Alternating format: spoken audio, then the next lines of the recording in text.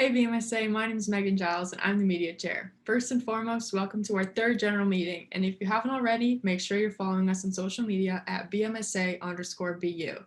We are so excited for you to hear from our speaker today, Dr. Catherine Haynes, an obstetrician and gynecologist here in Waco. But first, a word from the officers.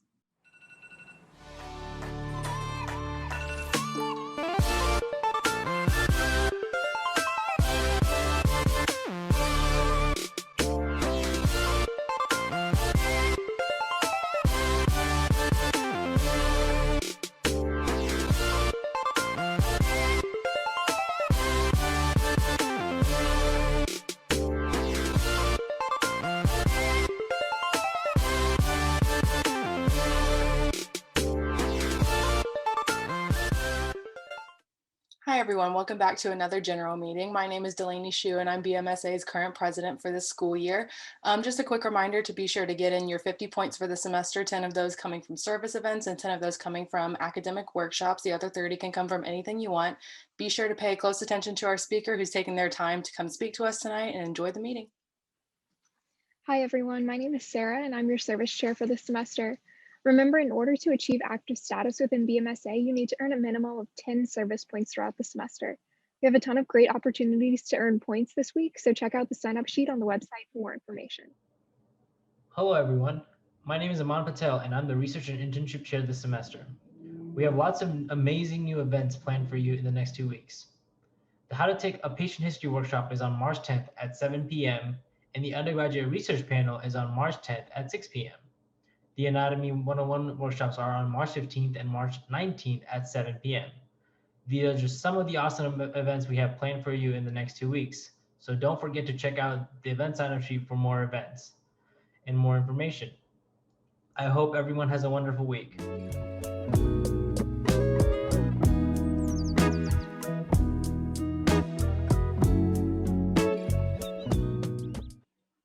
Hey everyone, I'm Jessica, one of the Global Health Co-Chairs for this semester, and I'll be announcing events for Daniel, the other co-chair, this week as well.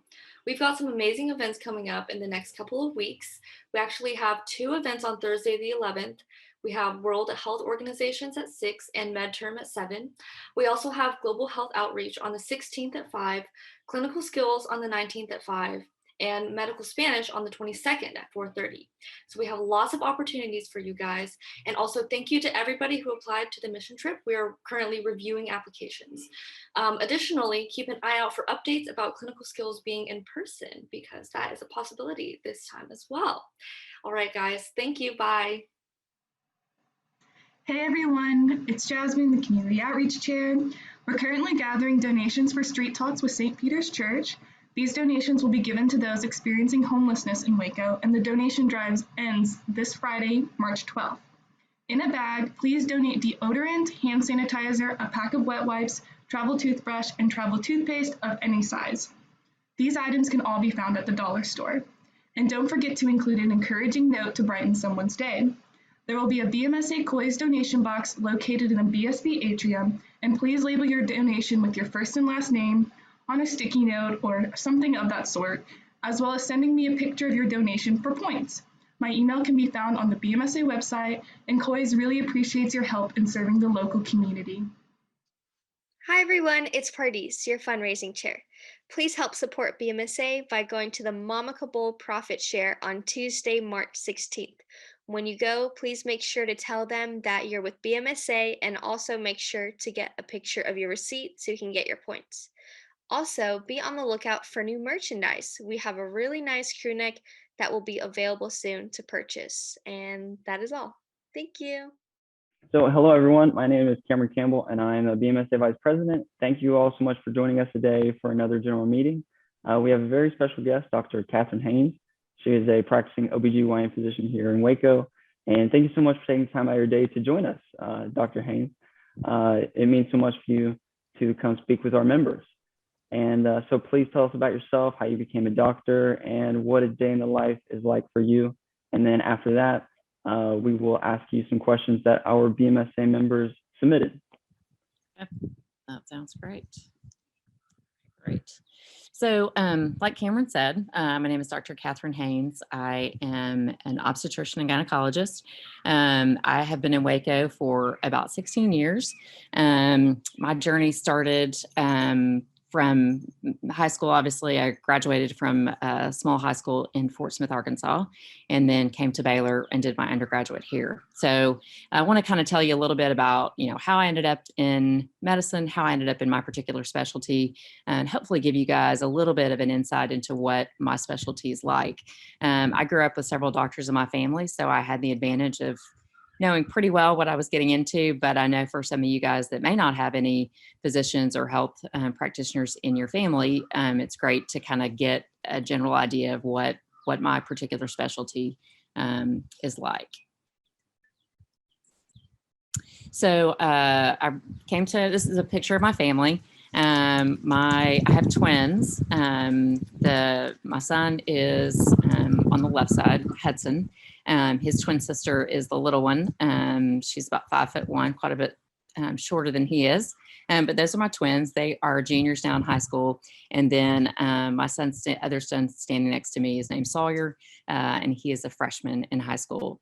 My husband, David, is over on the right side. He is actually an orthopedic sports medicine specialist in Waco and helps take care of Baylor University as far as the athletes there, whether it's soccer or football or baseball or several different entities within that. So he's been doing that for about 10 years of the 16 years that we've been in Waco.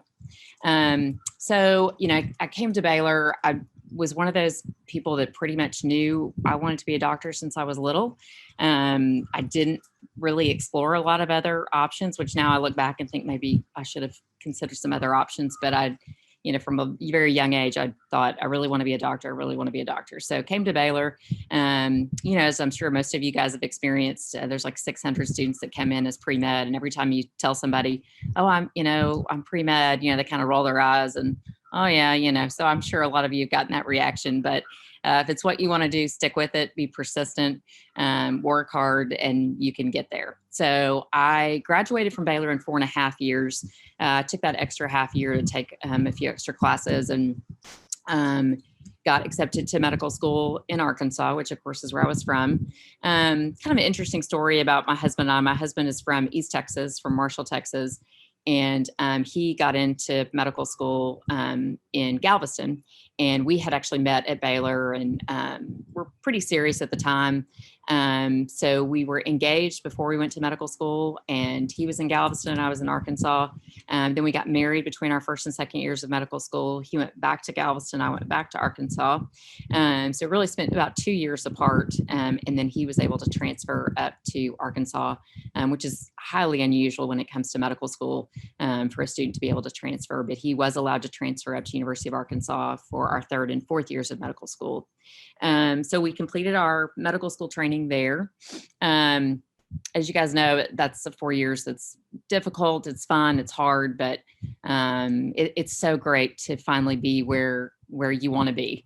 And you're able to be around people that are much like you, and their interests are very similar. And that was really a fun time, although that sounds odd to say that, but it really was an enjoyable time. So then we went through something called a couples match. So as far as when you're looking for residency programs, you're matching to a program across the United States. And when we were both looking for jobs, my husband in orthopedics and me in OBGYN, they had a computer system at that time where you sort of hook your names in the computer together. And then you get matched. It was kind of a lengthy process. We did 19 interviews apiece, which is excessive. We did that on purpose because there was a couple ahead of us who had not matched. And at that time, not matching into your residency program was like the kiss of death. So then you had to scramble and find a spot, and it was just a nightmare. So we wanted to be overly cautious. So we did 19 interviews. And interestingly enough, ended up matching to our first choice, which was in Memphis. So we did not have kids at this point. So we moved to Memphis. His residency, so orthopedic residency is 5 years and my residency was 4 years. So we completed our residency there. And then my husband decided he wanted to do a fellowship program in sports medicine, which is an additional year. And so he had to interview all over again for that and ended up accepting a position at the Cleveland Clinic in Cleveland, Ohio. So we packed up our things. We didn't have a lot at that point, but we packed everything up and we moved up to Cleveland, Ohio for a year. And then after that year, we moved to Waco, and we've been here for about 16 years. We, as far as having kids, we waited until we were out when I was completely done with residency. There were some residents that did have families in the middle of residency. But when your husband is also a physician, it really is almost impossible. The people that I knew that had kids that were OBGYN residents had, their husband was a teacher or their husband was in business, and maybe a little bit more flexibility, because in residency, you don't have a flexible schedule at all. And that's probably true no matter what specialty you go into. And then I guess a few interesting facts about my practice. When I first came to Waco, I went into just GYN only, which is kind of unusual. In my specialty, typically you get out and you do obstetrics, which is delivering babies, and then of course the gynecology portion. And you do that for, 20, 25 years. And then you stop your OB portion of your practice and you just do gynecology. So I kind of did it in reverse. So I came into town and just did GYN only, and mainly because that was at the point at which our twins were 12 months old. Sawyer was 21 months behind them. So I had 3 kids under the age of 2, and decided that it was just going to be impossible for me to do both. So I came in and did GYN only for about 10 years. And then actually was kind of making some adjustments with my schedule and decided to go back and do obstetrics for about 5 years. And then this June, I ended up deciding to go back to just GYN only. So one of the interesting things about our profession is there is some thought process in the future that we may split up into, you do obstetrics or you do gynecology, but you don't do both. I definitely have seen that over the years. I think that there are people that are drawn to obstetrics and people that are drawn to gynecology, but a lot of people like one over the other. So the thought process now, again, this is all just talk and things like that. This has not been put into place yet, but that the first year of your OBGYN residency, you would do everything. You would do obstetrics, you would do gynecology, you do primary care, and then you would declare whether you wanted to go into obstetrics or gynecology, and then you would spend the next 3 years of your residency in that particular area of expertise. So I don't know, be something to kind of keep a lookout for, because that may change over time.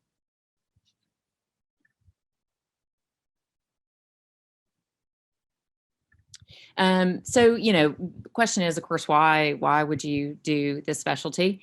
I actually, when I started medical school, I had no intention of doing OBGYN. I had a friend who wanted to do it. And I was like, you're crazy. Why do you want to do OBGYN? And then, what happens is over, your first 2 years are a lot of book work. And then in that third year, you really get a taste of different specialties. And, you spend 6 to 8 weeks in each specialty. So you spend, 6 to 8 weeks in primary care, and then 6 to 8 weeks in general surgery. And it became apparent to me pretty quickly that I really enjoyed the surgical aspect of medicine. So I wanted to be in the operating room. I did not want to be in the office all day long. And that was kind of my first, okay, I've kind of narrowed this down. I don't want to do pediatrics. I don't want to do family practice. I really want to do something that's surgical.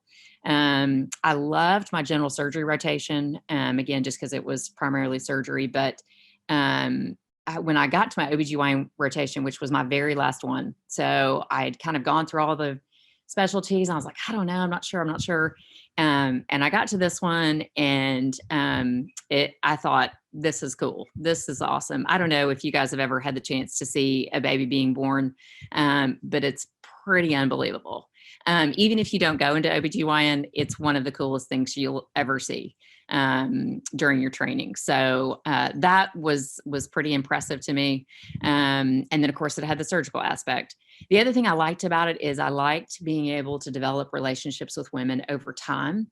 So I see girls when they're, 17 and 18, and then, I'll see them when they have babies, and then I'll see them after they're done with their babies, and maybe they need a hysterectomy later on. And I also have older patients who I develop long-term relationships with. And while I don't often meet their other family members, I hear, get to talk about their husband, or they'll let me know if their husband passed away, or it's just a really relational specialty, I feel like. Rather than general surgery is more just sort of seeing patients for a particular issue, and then you operate on them, and then they kind of move on to somebody else.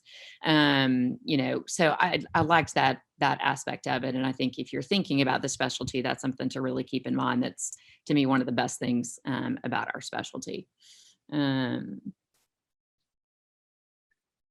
Okay, hang on. Okay, there we go. So basically, oh wait, hold. Back up. Okay, so basically our specialty during your residency program, to kind of give you an idea of what that's like, at this point you spend your intern year, which is your first year of residency, and you spend that kind of in primary care, a little bit of OB, a little bit of GYN, and the next 3 years, as of right now, you really are very focused in OBGYN. As far as taking call is going to vary from the residency programs. That can vary anywhere from 1 in 3 nights to 1 in 5 nights. During your call in residency, you're basically spending the night in the hospital. So for me, mine was every 4th night. So every 4th night I was spending the night in the hospital. They do have call rooms where, you kind of hang out, and it's usually like a room with some bunk beds in there. And, sometimes you sleep and sometimes you don't sleep. But they try to get you at least a little bit of sleep at night if you can lay down for an hour or two. But the rest of that is pretty much up. And it's, most depending on how busy your OBGYN program was. Mine was in inner city Memphis. So it was extremely, extremely busy. So we didn't get a lot of sleep on call, but you do have other people with you. And so you would kind of trade off a little. People, some people would try to do the early shift, some people do the late shift, but it's a very busy time. It, again, to me, had a really kind of a fun aspect to it. And we really got to know Memphis. We were able to, go explore some of the restaurants. We didn't have kids yet at the time. So that was, I would say it was very difficult doing orthopedics and OBGYN. So the combination of my husband and myself was quite challenging. So his schedule was worse than mine. And so we didn't see each other a whole lot. My fellow residents would say, "Oh, I don't even know, like, do you even have a husband, or is he just like, is that a joke? You say you have one, but we've never met him." So it was difficult in that sense. But when we did have time to be together, it was great. And, residency is the first time that you actually get paid. And it's not a lot. It's not a lot of money. If you sit down and put pen and paper, it's like less than minimum wage. But it was great. We had a house. We bought a little tiny house in Memphis for the first time, and you're getting a paycheck and you have benefits. And so it's kind of an exciting time. I kind of touched a little bit on potential changes that are coming to our residency. And then within OBGYN, after your 4 years, you can go on and do a fellowship if you'd like to. Now, those fellowships for our specialty are 3 years long, so they're pretty long. But it's an extra 3 years, either in oncology, where you take care of patients with ovarian cancer, uterine cancer, cervical cancer, fertility, where you basically help patients who are not able to get pregnant. Usually you have a whole lab set up with an embryologist and things like that to help you. And then the other specialty is urogynecology, which is really a lot of combination of urology and gynecology together. So a lot of prolapse issues. Patients that get older sometimes will have prolapse, their uterus will drop, and things like that. And that's a 3-year fellowship. So all of those are 3 years in our particular specialty. So, once you, hang on. So once you finish your residency program, then it's, then you're kind of faced with, okay, what do I want to do next? And at that point, usually if you don't do a fellowship, you will go into practice at that point. You can do private practice where you basically just, put your practice together, you go to the bank, you take out a loan, you get all your equipment, you hire your nurses, you get an office manager, and basically set everything up that way. That's actually what I initially did when I came to Waco. I did that for about 2 years before I joined a larger practice. And there are private practices that are large. They have 8 physicians, they have 2 physicians, there's different sizes and things like that. And then you could also do a hospital owned practice, which is what I'm part of now, where we basically are owned by the hospital. Each of those options really has its pros and cons. So when you're in private practice, you make a lot of decisions on your own, how much you pay your employees and things like that. When you're in a hospital owned practice, we don't have a lot of autonomy when it comes to, I think my nurse is doing a great job. We need to pay her a little bit more money, and you don't have those opportunities. So there is some frustration, but there's frustration in both of them. This laborist that I mentioned, this third option, is in our specialty now. You can do just obstetrics. You're just in the hospital. And depending on your hours and things like that, you don't go back and forth to the office. So when you're in labor and delivery, you're delivering this patient, you're delivering that patient, you're doing a C-section, but you don't typically leave the labor and delivery unit. And that's actually been great because a lot of people, like for us in our practice, we kind of go back and forth. We're in the office and then we jump over and deliver a baby and then we come back, and there's kind of a lot of back and forth, which can be very stressful. Whereas with a laborist, you're just stationed there in labor and delivery. So that's kind of a cool development.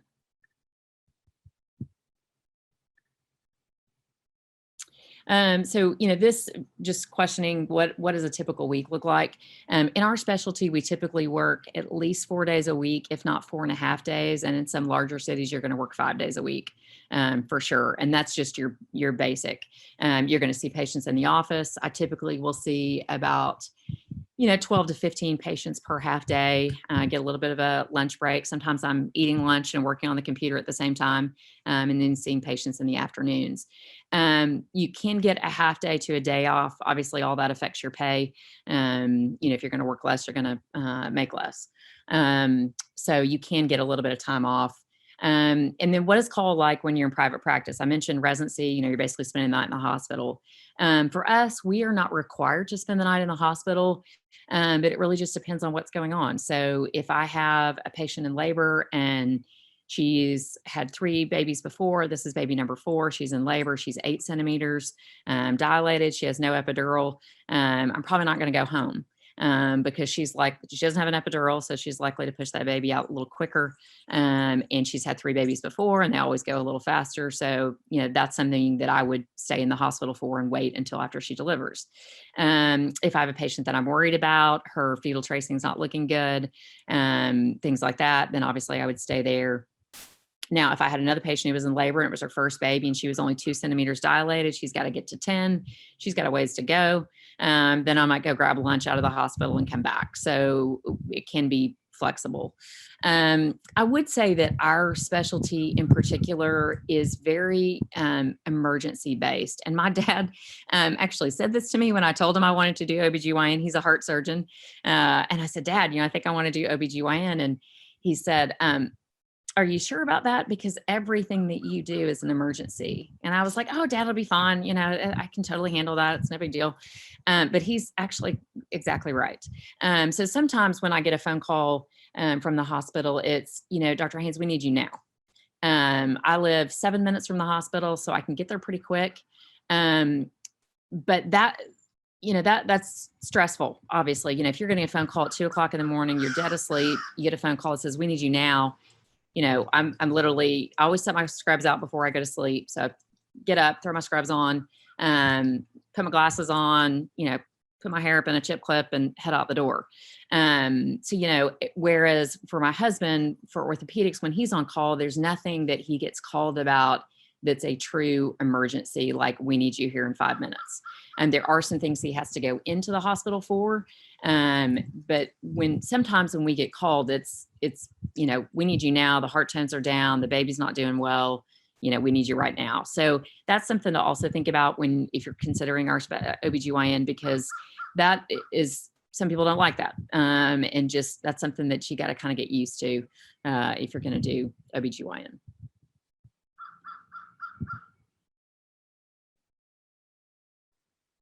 Oh, I almost did not include this slide. I showed this to my husband last night. And he was like, okay, that might traumatize them. And I was like, no. This is one of my all-time favorite pictures. So this is a patient of mine here. She's given me permission to use this picture. And she actually brought this picture back to me in the office. So the photographer obviously is behind her head. The person on the left is a doula, which is someone that kind of helps these patients through labor. This patient was not able to get an epidural. This was her first baby. She had a history of infertility, had been trying for a long time. This is her husband on the right. And that's me with all my stuff on, my hazmat suit. And that's the nurse Diane in the background. And anyway, so this is right after the baby's delivered. This is a little more typical of what they look like when they come out. They're not all cute and sweet and cleaned up. They're usually a little cheesy and messy. But anyway, this is one of my favorite pictures because it really gives a great perspective of what I do, and kind of from a perspective that I don't get to see very often. So I was really appreciative that she brought this picture, and I thought that was pretty cool. And I hope nobody got sick on that one. So again, when I mentioned one of the favorite things I do with my job, and of course now this is solely what I focus on, is surgery. So our surgeries are typically shorter surgeries. So some specialties like orthopedics, for instance, some of their surgeries are 4 hours long.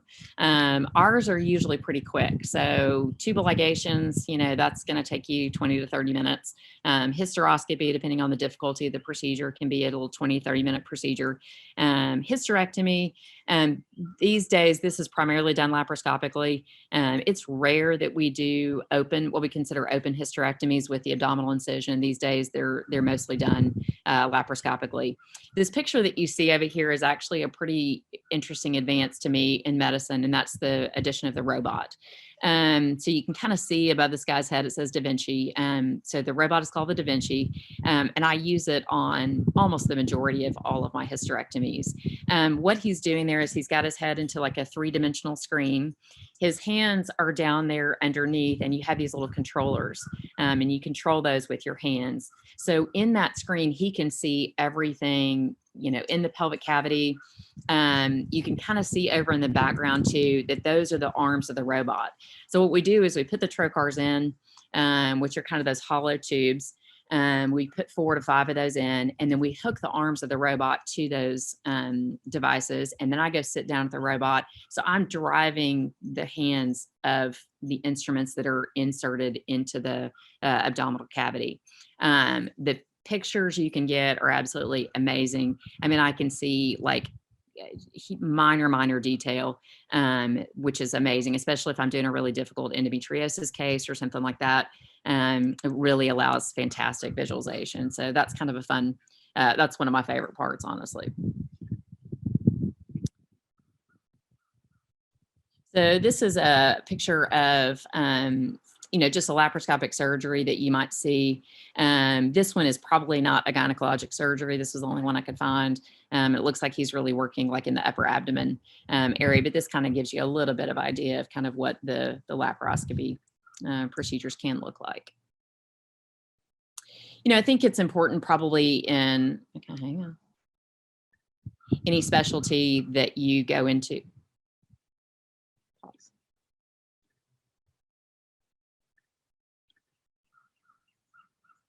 Okay.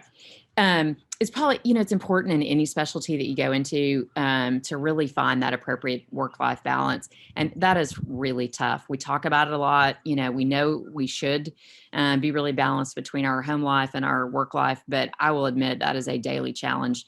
And I think that's true of any physician. As I would definitely say from a female perspective, we always, there's something called working mom's guilt, right? That we all struggle with. Am I being a good mom? Am I raising my kids? Am I, leaving my kids with a nanny and they don't know who I am? And all of those sort of questions that go through your head. And to me, this achievement of work-life balance, it's never really attainable but you can strive for it. It's kind of like perfection. You can never achieve perfection, but you can always continue to strive for it. And I feel the same way really about work-life balance. Our family is big on vacation, so we're kind of a work hard, play hard kind of family. We love to snow ski with our kids. They're all excellent skiers because we've taken them probably every year since they were about 3. That's something we really enjoy doing as a family activity. We used to have a boat that we would take out on the lake in the summer before the kids got so big and busy with all their activities. So we really have tried to, be really careful and mindful of how much time we're spending with the kids and things like that. I think especially in a dual physician family, somebody's career always has to kind of take precedence at some point in time. And for us, that's been with my husband.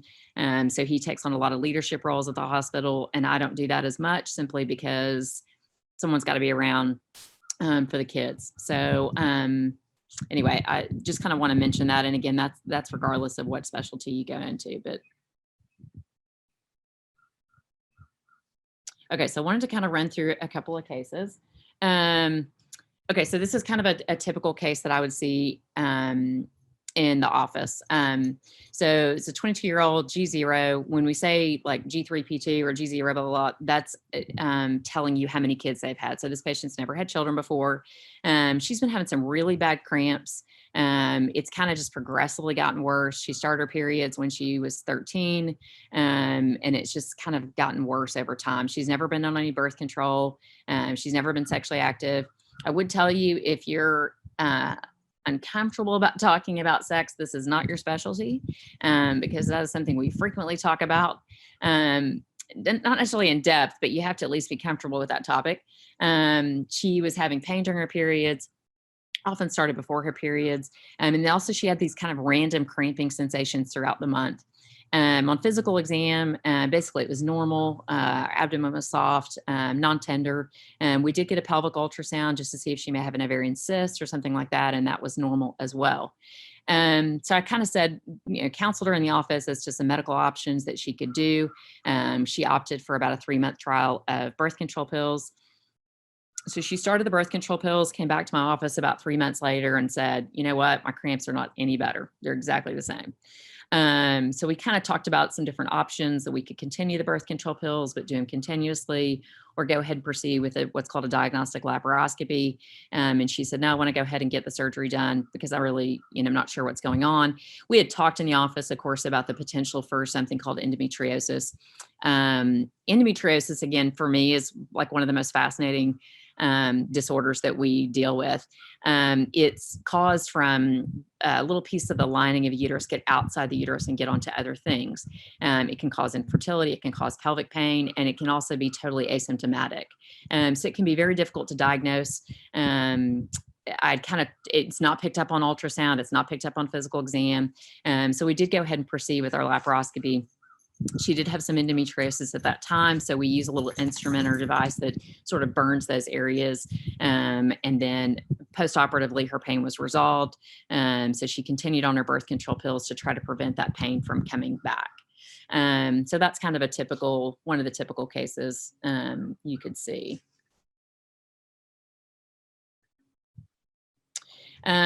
This is another one. So 28-year-old G3P2 basically means she's had 2 kids before. This is her 3rd pregnancy. She has a positive urine pregnancy test, and her last period was about 8 weeks ago. She kind of reporting some spotting off and on. She was having some really severe right lower quadrant pain. It started at home, got a lot worse, so she decided to go to the emergency room. She had no history of sexually transmitted infections, was currently in a monogamous relationship. On vitals, her weight was 153. She had a height of 5 feet 4 inches, blood pressure 94/42, heart rate of 110. So at this point, you can pretty much tell before you even look at this patient, okay, there's an issue.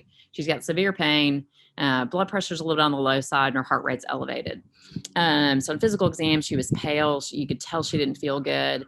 She wasn't really all that tender in the right lower quadrant. TTP is tender to palpation, so she was a little bit tender in the right lower quadrant. Waited for some labs to come back. labs. Her hemoglobin and hematocrit were low, 6.7, which is significantly low. I didn't put this on here, but imaging showed that she had a mass on the right side, suspicious for an ectopic pregnancy. So at that point, I would say she's not an emergency, but she's definitely urgent. So she's obviously bleeding internally. She has a ruptured ectopic pregnancy. So a pregnancy that's not in the right location. It's not in the uterus. It's probably in the fallopian tube. That's the most common location. She's got to get a unit of blood because her blood pressure is low. And so that's someone that we immediately call the operating room and say, I've got a patient in the ER, needs to go to surgery, and then they have to kind of decide where you are in the lineup. I mean, obviously, if it's urgent, they want to get you into the operating room as quickly as possible. And so, take her to the operating room. Typically, in this case, we will go ahead and remove the tube and the pregnancy itself. Obviously, the pregnancy is not viable. And the fallopian tube was probably damaged either prior to the ectopic or during this process of rupture. So it's typically prudent for us to go ahead and take the fallopian tube at that time. Interestingly enough, it doesn't affect her fertility in the future, but she does have an elevated risk of a repeat ectopic pregnancy. She had no risk factors. She didn't have any history of sexually transmitted infections or anything like that. But that's the great thing about medicine is it's not a cookbook. You can't just open a book and check all the boxes and decide what's going on with this patient. It's a lot about, seeing the patient and things like that. One of the things I would encourage you, regardless again of what specialty you go into, is to listen. And I cannot say that enough. Listen to your patients. They will tell you and teach you an amazing number of things. I have learned more from my patients over the years than I would have ever imagined. I learned the basics in the textbooks. I learned the basics in residency, but really when I got into private practice and listened to your patients, they will teach you an amazing amount of stuff. So I would encourage you again, no matter what specialty, that you really learn to listen to your patients because it's really amazing. People have gone through stuff that you would think to yourself, I could never go through that. And so it's a great way to get to know people and to help them. And when you listen to what they're telling you, you will be able to figure it out. When you stop listening, you're going to miss something. So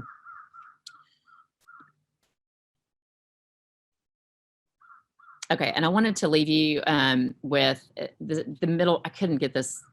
I told Cameron I'm completely illiterate when it comes to the computer. Well, not completely, but close. But this quote is one of my all-time favorites. I would challenge you to print this out and to put it, when you get to medical school, put it in your little area. I read this often and frequently. But this is a quote referred to as the man in the arena by Theodore Roosevelt. It's not the critic who counts, not the man who points out how the strong man stumbles or where the doer of deeds could have done them better. The credit belongs to the man who is actually in the arena, whose face is marred by dust and sweat and blood, who strives valiantly, who errs, who comes short again. Because there is no effort without error and shortcoming, but who does actually strive to do the deeds, who knows great enthusiasms, the great devotions, who spends himself in a worthy cause, who at best knows in the end the triumph of high achievement, and who at the worst, if he fails, at least fails while daring greatly. And the thing that I love about this is you will fail. You will make a mistake in medicine. We are not perfect. We're highly trained individuals, but we're not perfect. And to me, I have to kind of refer, because I'm a perfectionist. And so it's hard for me to kind of let go of that sometimes because I want everything to be perfect. I don't want to miss anything. I want to be very thorough. And this kind of is a reminder that, you know what, I'm in here, I'm doing it, I'm working hard. Every day I'm doing the best I can, and I'm not perfect, and I'll never be perfect.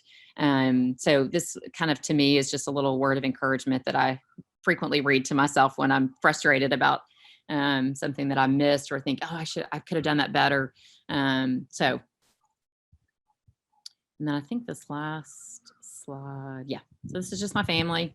Again, these are my kids here in the bottom. We're big Baylor fans, so I'm not sure if any three of them will go to Baylor. So it's sort of interesting because, I feel like they've been a little bit brainwashed since they were a little bit. We'll see. So on the left is my son Sawyer. That's us at a Baylor game. The thumbs up is from my older son Hudson, and then that's my daughter Avery. And Avery and Hudson are the twins. And like I said before, they're juniors in high school. So I don't want to take up too much more of your time. I really appreciate the opportunity. Hopefully, you've gained a little bit more insight into what we do in our specialty. And thank you so much for having me. Wonderful. Oh my goodness. Thank you so much, Dr. Haynes. If you want to stop sharing your screen, we can transition over to the Q&A section. Okay. And so, wow, that was an amazing presentation. I thoroughly enjoyed it. Thank you so much for that. And so our members were also really excited to get to ask you questions. We had a ton of question submissions, which is why I wish we could be in person so we could speak to you in person and stuff like that. And we could probably go on the whole presentation while just answering questions, but we'll try and get through as many as possible. I just have to first begin. One thing that I was curious about listening to the presentation is you said that you get phone calls and stuff in the middle of the night, like 2 a.m. and things like that. And so I was wondering, has there ever been a time where you missed that important phone call? Or I'm sure your ringer is never on silent. And what happens in that situation? Yes. So the person that's calling you is typically like a nurse on labor and delivery. And if for some reason, let's say your phone's out of battery or, something like that, they will typically call back several times to wake you up. With my husband does not wake up to his pager. So frequently I'll have to like kick him and be like, hey, your pager's going off. But usually that can definitely happen, but they usually have processes in place by which, if they call back, they'll call your home phone number if you have a home phone, which I don't have. A lot of times they'll try some other methods. And then if not, they'll start calling other physicians in my practice. So it's kind of embarrassing. You don't want that to happen because they're going to start calling your partners and they're asleep at 2 o'clock in the morning and they know that you're supposed to be answering the phone. So you don't want to have that happen if you can help it. Gosh, yeah. I mean, I get so anxious whenever I miss a call from my mom. I can't imagine missing an important phone call like that. And so this next question, it's asked so many times for every guest, and it feels wrong not to directly ask you in the Q&A. And it makes sense because college students are notorious for not knowing what to do, knowing what they want to do for the rest of their lives, especially because medicine is such a huge field and there's so many routes to go. So the first question is, what advice do you have for a pre-med student who's going to go into medical school? And also on top of that, you touched on it a little bit, but there's a lot of people interested in this field. So again, why did you choose the specialty that you're in now? I would definitely tell you when you're a pre-med student that, just being focused on, making those grades. I would encourage you also to be very well-rounded. I was in a sorority at Baylor, which I think is sometimes a little unusual, but whether it's a sorority or, some social clubs and things like that, and I would also encourage you, I majored in sociology. My husband majored in economics.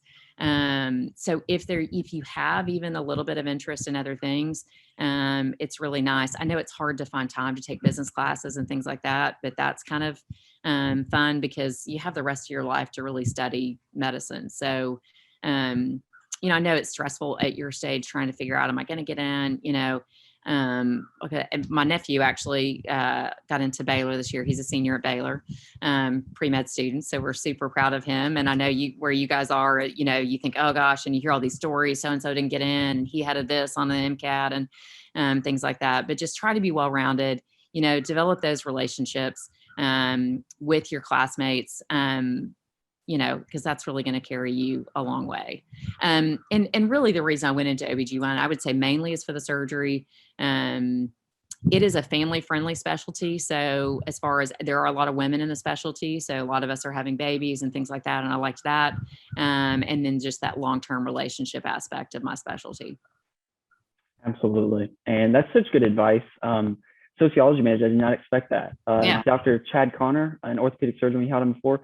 He was actually a business major, which I found really interesting as well. And you're absolutely right. I had the opportunity this past semester to take a personal finance decisions class, and it was extremely helpful. I learned a lot about my personal finances.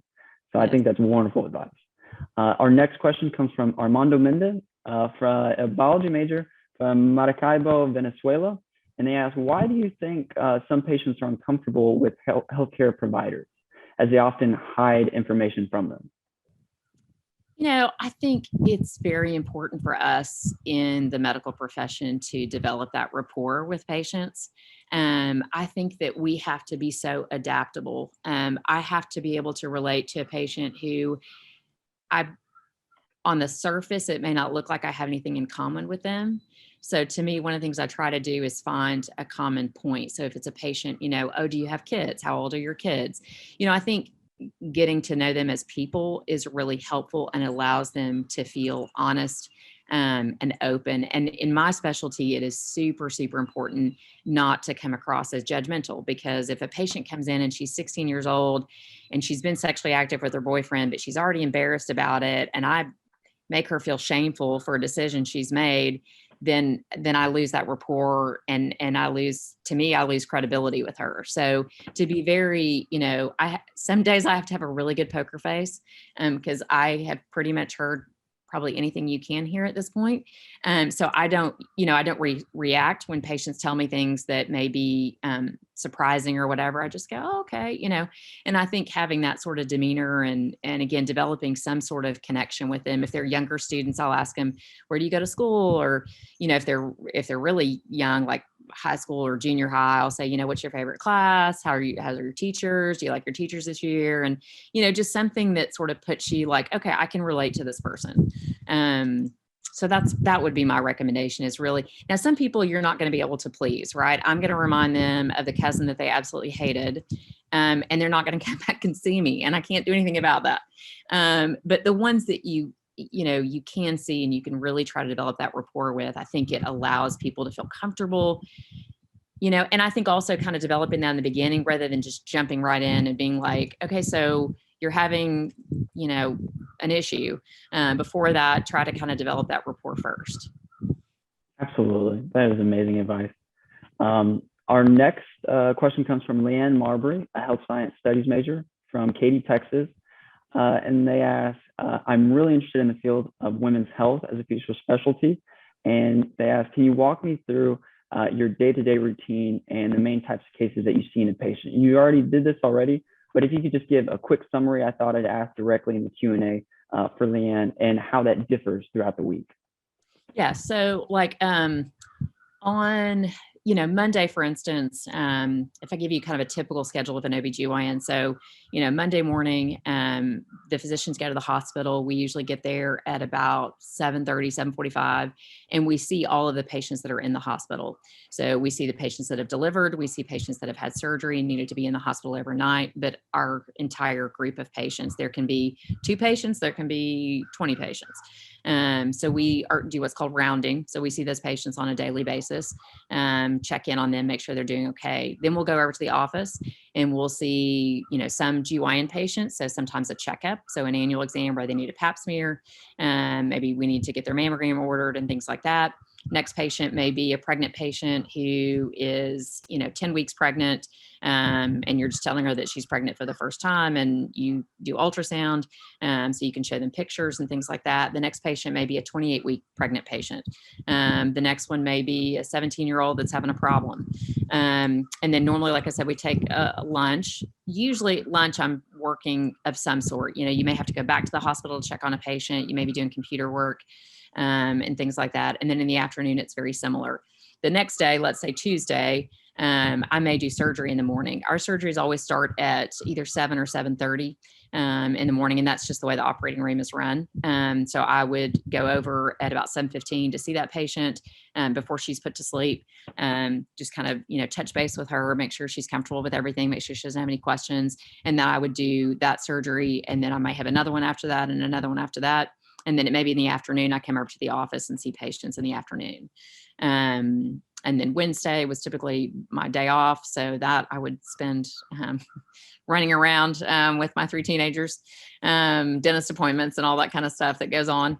And then Thursday and Friday would look kind of similar to that. So kind of early mornings, usually. Sometimes, I'm done, depending, 5:30 or 6. And I think in medicine, you feel like when you get there, you feel like, okay, I should be able to set my schedule. But yet you really don't have a lot of control over your own schedule. And that's because, let's say I have a patient scheduled at 4 p.m. and I walk in the door to see them at 4:15. And let's say I'm supposed to be walking out of the office at 5, or I'd like to be walking out of the office at 5. But all of a sudden, she breaks down. She starts telling me how, her husband had passed away and she was upset about that. And then we had to talk about depression and start on antidepressant. And, so even though I may have told my husband, oh, I'm going to be home at 5 o'clock, or told my kids I'm going to be home at 5, those are not patients that you can just say, hey, I got to go, time's up. I mean, so you do have control of your schedule, but within that schedule, you don't have control because you want to do the right thing for the patient. And if that's staying an extra 15 minutes so she feels more comfortable, that's worth it to me. And my family is has learned to be very adaptable. And I understand that for my husband too. If he says, oh, I think I'm going to be home at 5:30 and it's 6:30 before he walks in the door, like, I totally get it. I completely understand that. We just have to be flexible within that. Mm-hmm. Most certainly. And that's really great to hear that you to actually take the time to take care of their needs and everything like that, which I hope everyone aspires to do, becoming medical professionals. And something that you also touched on, speaking about depression, Brittany Shin, a health science studies major from Pearland, Texas, asked, have you had experience diagnosing and treating postpartum depression? And if so, what's that like, and what approach did you take in helping that patient? I think the most important thing, obviously, is identifying it. I think that it is definitely more common to talk about now. When you look back 15 years ago, nobody wanted to talk about it. Nobody wanted to admit that they had postpartum depression. I think mental health is an area that we have become much more vocal about, which I think is allowing patients to kind of open up about that type of stuff. Brooke Shields, I don't know if y'all are familiar with that, but Brooke Shields was one of the biggest celebrities who kind of said, yes, I struggle with postpartum depression. And, that raised a lot of awareness for it because it is a very common, very real thing. And it's scary. These patients are scared because they've never felt anything like that before. So, I think number one, identifying it, and then just reassurance for a patient because, they come in thinking, I don't know if anybody else has ever felt this way. And I may say things to this doctor that sound crazy. So sometimes I'll tell patients, listen, there's nothing you can tell me that's going to sound crazy. I've heard it all. Don't be embarrassed to share with me about how you're feeling. And even when they do verbalize it and say, well, I had a patient one day who said, I had my kids in the car and she said, I thought to myself, what would it feel like if I just ran off the road? Into this tree. And she of course was sobbing and that's heartbreaking. And it is, but you can't help it. As a patient, she knew, she was like, this is not right, but I have to tell you what I'm thinking. And so I think just really trying to relate to them, to tell them how common it is. It's nothing to be embarrassed about. The main thing is that you've brought it up. You've brought it to my attention. We can now address it. There's some things to help you. Counseling is a big one. The difficulty with patients that are postpartum is they're exhausted. They have a baby at home that's up all night long. They're absolutely exhausted. But there are a lot of resources available. There's new medications that are coming out. And really trying to encourage them to, put them in touch with those resources that they can utilize to help with that. And sometimes it's mild, sometimes it's like, oh, I just feel a little bit down. And sometimes it's severe. I mean, sometimes we have to send them to the emergency room if they've had thoughts of, harming themselves and things like that. We really have to jump on that pretty quickly. Wow. I know. Absolutely heartbreaking. I'm glad that you can help them the best of your ability though. And so our next question comes from Ryan Priest, a health science studies major from Plano, Texas. And he asked a really good question. He says that he wants to be a pediatrician. And as a guy, do you have any advice about how I can empathize with mothers with newborn babies and do a good job making them more comfortable after going through the process of giving birth? There are several male pediatricians in Waco that are absolutely phenomenal. And I think that, again, just sort of establishing that rapport because, moms, when they come in with it's amazing how during the pregnancy, the only thing that they can focus on is their pregnancy and this, how they feel. And pregnancy is not really awesome sometimes. People don't feel great. They feel heavy. They've gained weight. They feel nauseous. I don't know why people sort of perceive it as this, special. I mean, it is special, but as far as how you feel, sometimes you don't feel so special. You just feel kind of miserable and uncomfortable. But what's great is as soon as the baby's born, it is a natural tendency for their number one focus to be about that baby. And so I think the more you focus on their child and the importance of treating their child with, as they get older, obviously treat them with respect and, and addressing their concerns and really listening to what they're saying, even though their concern may be completely ridiculous, right? They might be worried because the pinky digit on their baby doesn't extend properly, right? But I think not making them feel silly for bringing that up. I think saying, let me take a look. And then after you take a look, you know what, this is totally fine. This is very normal. I think addressing their child and really focusing on the needs of those babies is going to automatically make those moms say, oh, wow, I really like this guy. And really, explaining what's going on, being patient with them, especially when they're new moms. I mean, let me just tell you the story. So I'm a doctor and I had the twins and I could not figure out, I had a really close friend of mine who's a pediatrician. I could not figure out if my babies were constipated.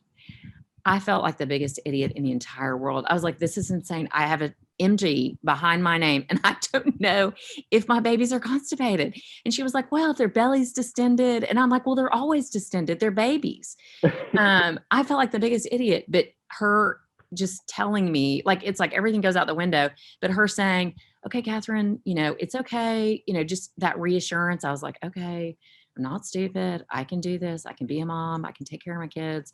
But I think that reassurance, even as a male, is great. And I think, even as a male pediatrician, I mean, my teenage boys would much rather see a male than a female. So, you're gonna, if you establish that rapport, they won't necessarily be drawn to a female pediatrician because they're a female, I don't think, as much. So I would just encourage you to develop that rapport with them and just listening to what they have to say. Wonderful. Thank you so much for that answer. We are unfortunately running out of time, so I'm going to ask one final question. And so this comes from Fiza Sheikh from Waco, and they ask a really great question that I wonder about basically every field, and that is, how do OBGYN keep calm in tough situations in surgery? How have you always handled stressful situations well, or over time, have you just gotten used to it? I don't know that you ever get used to it, but I think there's a level of confidence that you have of like, I know what to do in this situation. And you really, if you feel like you're one of those that's, not going to handle emergencies well, then this is probably not a great specialty for you. You do have to have a pretty good poker face. And even during especially during delivery of a baby, I mean, that can go really smoothly and it can go really poorly. And so you have to really be careful about that. But I think the training that you get, it gives you such confidence of like, I know how to deal with this, that you may get nervous about it, which is a normal response, but you're like, okay, I know what to do. I kind of liken it to a pilot, pilots, everything's great, like 99% of the time, but they train for those emergencies. And it's kind of the same thing with us. We train for those difficult situations. Absolutely. Well, that concludes all the questions that we have time for. Thank you so much for joining us, Dr. Haynes. It has been a pleasure to speak with you, and we would love to have you again. Okay. Thank you so much. I really appreciate it. Yeah, and thank you for everything you do in the Waco community. We all from BMSA wish you well and good health. And also thank you everyone for watching at home. It's great to see that although we've had major changes in BMSA, that our members are still participating in full force, and that's why BMSA is so great. And so until next time, keep yourself and Waco safe. Maybe in the summertime.